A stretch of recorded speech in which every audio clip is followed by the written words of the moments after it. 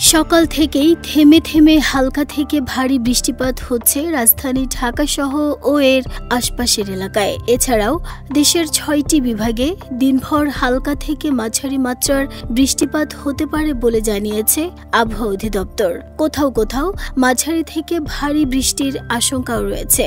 তবে ঝোড়ো হাওয়ার পূর্বাভাস না থাকায় সমুদ্র বন্দর কিংবা নদী বন্দরের জন্য কোনো সতর্কতা জারি করা হয়নি। ওয়ালটন এখন দেশের সীমানা পেরিয়ে পৌঁছে গিয়েছে ৫০টিরও বেশি দেশে।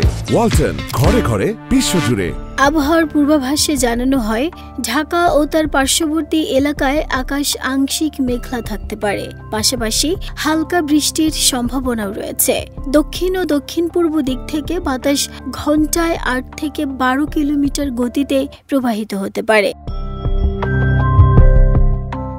আবহাওয়া অধিদপ্তর যে পূর্বাভাস প্রকাশ করেছে তাতে বলা হয়েছে, ময়মনসিংহ, ঢাকা, খুলনা, বরিশাল, চট্টগ্রাম ও সিলেট বিভাগের অনেক জায়গায় এবং রংপুর ও রাজশাহী বিভাগের কিছু কিছু জায়গায় দমকা হাওয়ার সঙ্গে হালকা থেকে মাঝারি বৃষ্টি বা বজ্রসহ বৃষ্টি হতে পারে। এ সময় দেশের বিভিন্ন এলাকায় মাঝারি ধরনের ভারী বৃষ্টির আশঙ্কাও রয়েছে।